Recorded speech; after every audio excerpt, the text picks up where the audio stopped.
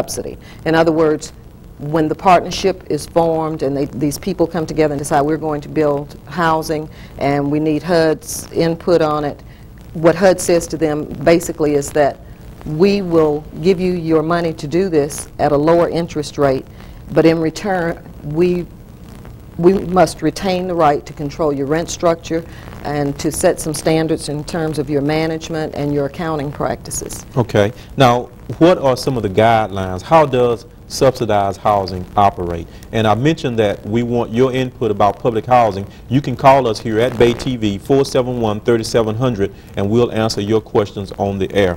So how does subsidized housing work? If I come to Washington Plaza Apartments, what happens from that point? Okay, there are several basic criteria that we have to deal with. First of all, well, maybe not first of all, but one of the primary things is income levels. The federal government on an annual basis issues income limits based on the area of the country, and they're listed specifically for each city. Now, is this income level is the same income level that public housing operates yes, under? It is the same level? It is. Okay. But there are different levels that apply to different programs, different subsidy programs. So in Section 8, you use lower and low. And the same thing really applies in the Section 236. The basic difference in the 236 program, the rents are calculated identical to Section 8 and everything. The basic difference is that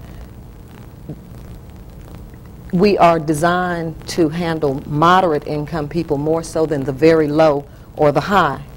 So it's really a help to those people who are maybe fresh out of school, have a family, who are trying to get on their feet so that they can pursue the American dream of perhaps buying a home or living in a better apartment, that type of thing. So you go on income level, family size. Family now, size. In public housing, when a family is housed under conventional housing or Section 8, it's based on, say, if a person go in, if they're husband and wife and 2 children, or a female and 2 children, do they have to maintain that structure in subsidized housing as they do in public housing? Yes and no. One of the things that we have to submit to HUD at the time of prior to construction of a property, before they enter into this, the financial aspects of it, we have to develop some plans for them, and one of the things we have to address is what are going to be our standards. Now, our standards can vary from theirs, but they must be at least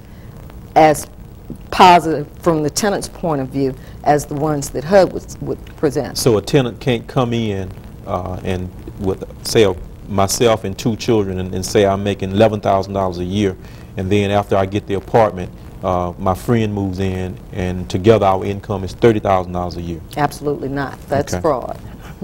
And in public housing, what I started to say earlier was the main difference in Section 236 and Section 8. In Section 8, there is no bottom. In other words, a person can